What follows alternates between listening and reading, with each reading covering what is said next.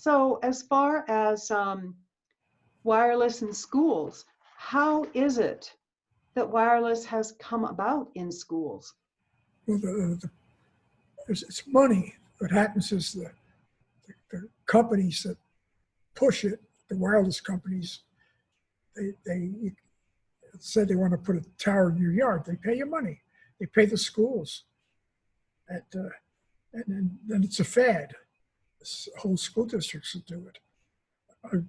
In my book, I tell my experience with a small elementary school in North Palm Springs.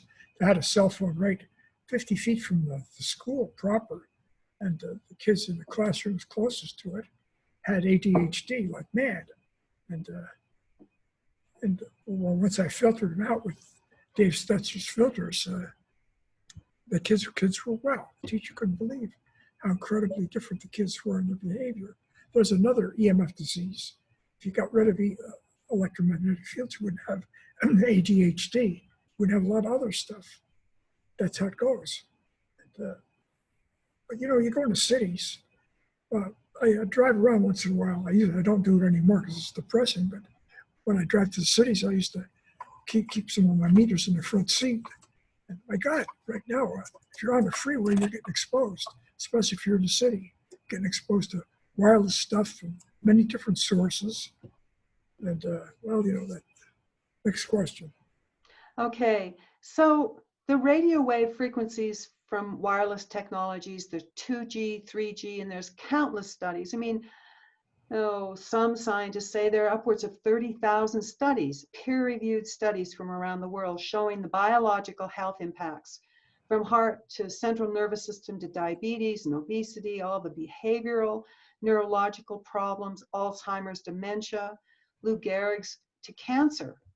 And even the National Institute of Health through the National Toxicology Program in 2018 did a $30 million health study on this. And then the Ramazzini Institute replicated that.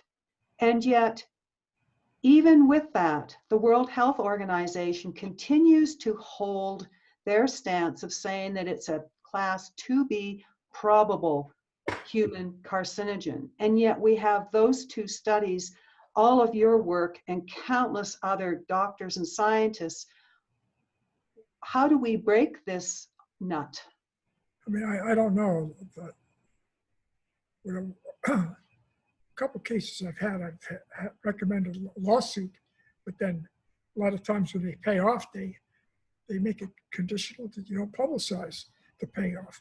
The trouble is people run government they're hired crooks, most of them. And look at the people that control the radiation.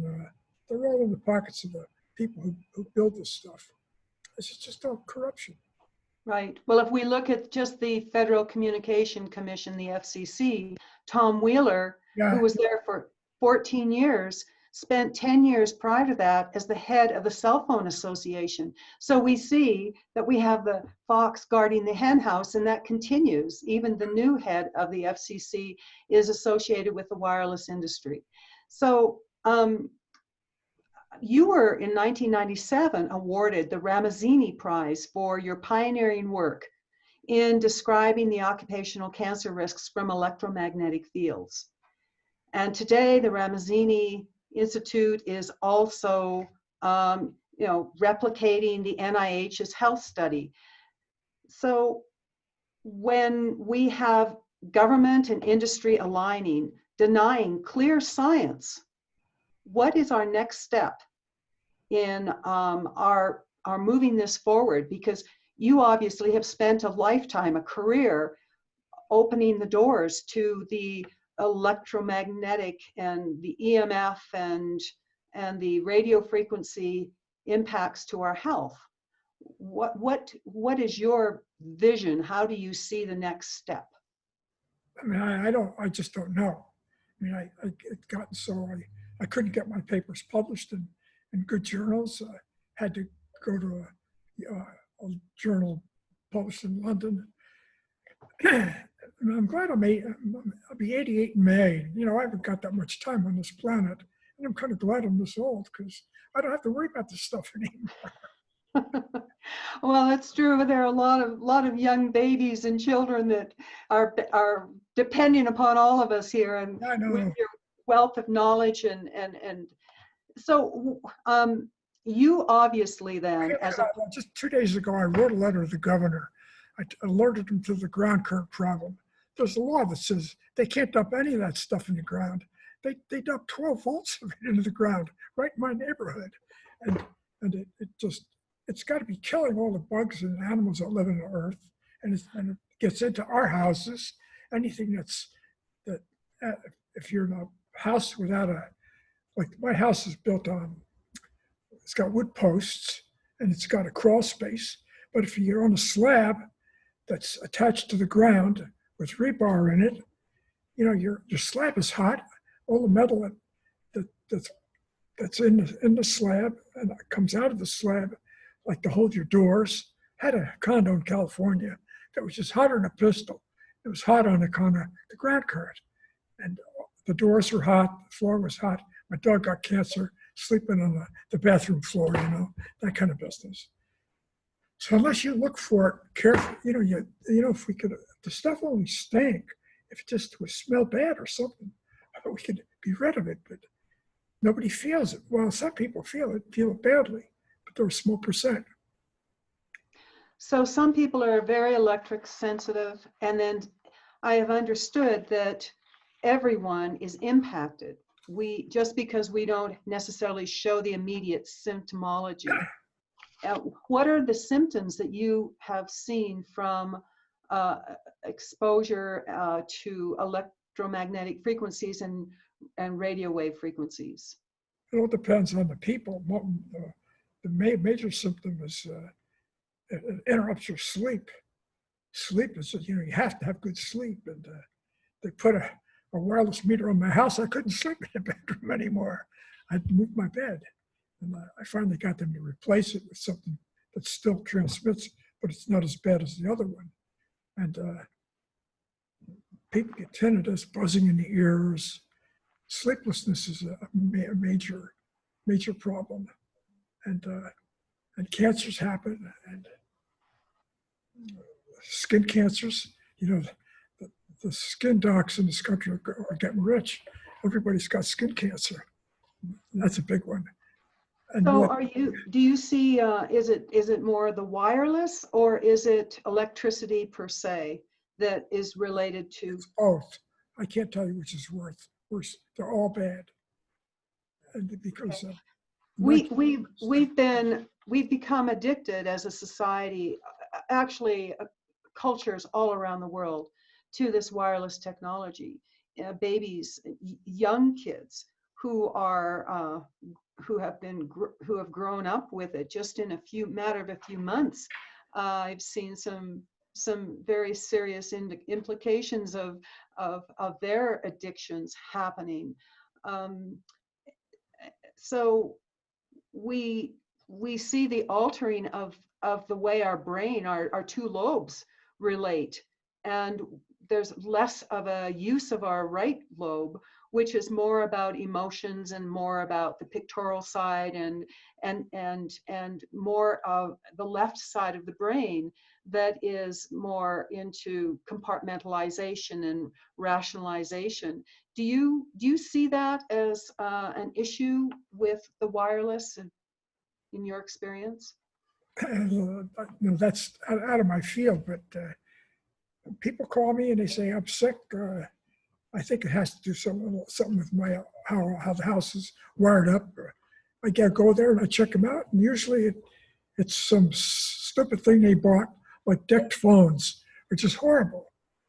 The base unit transmits 24/7, and so landline is the only way to go. And I've got one old portable phone in the bedroom to be used when I go outside. I set it out there. I can hear it ring, but I don't use it. So all these gizmos that they market around the world, they're bad news. I mean, so in other words, we do have a lot of control about our exposure, our own homes as long as we don't have wireless, as long as we don't have phones that are cordless, the type of devices that we choose to use. If we use Ethernet cables inside the house to those devices, are there other things that you would recommend? Where you live, where your house is. If your house is in the middle of a city, you're going to get exposed, period. If you're out in the sticks, like in a box canyon, you can get, and you're away from a cell tower, can you get cell phone reception where you live? When it was at the window, but I threw my cell phone away a month ago. Good, good. I decided I didn't want the surveillance any longer either. Yeah. So it was a big celebration to take the SIM card out and call and cancel my monthly charge. Yeah, well, I keep it because when I go out of the country, it's the only way I can keep track of what's going on back home. Yeah. But I don't travel much anymore either. Yeah. Well, I made a phone call to a utility company in Washington, to Port Townsend, and spoke with someone at PUD about their smart meters. And so when the PUD became a local company, they bought out from Puget Sound Energy, and that was about 2008.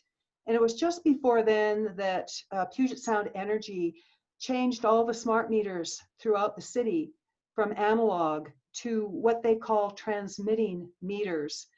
I'm making the assumption that those transmitting meters are wired smart meters. They did a little bit of a game on the use of terminology. They're smart meters.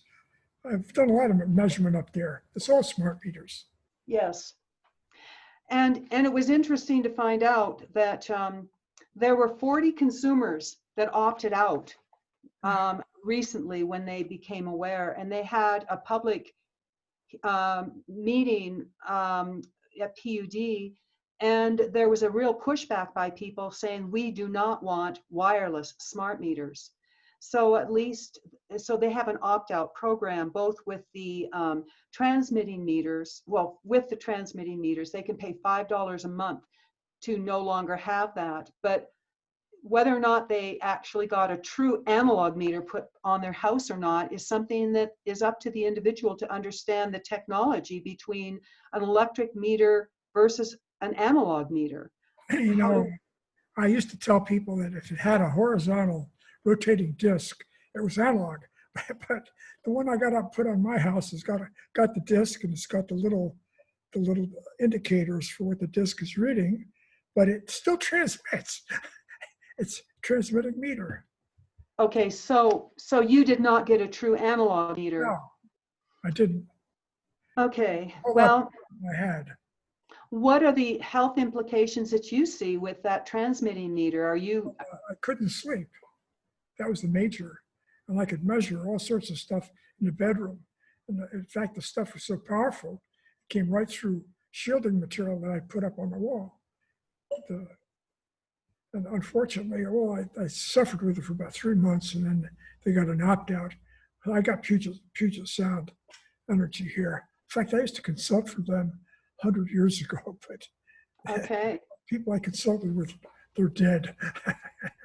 Okay, well, you're obviously well and healthy and alive. So scientists and doctors all over say that we are all impacted by these energies, and yet in some cases, for example, people do not become ill. Although today, I think it's 54% of the adults or the adult population in this country have some form of chronic disease. So is that clear enough to say that we're all impacted on one level or another?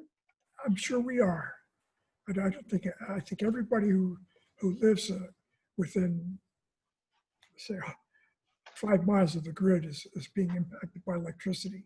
That's how it goes. So epidemiologist. Cars bad. Cars are bad.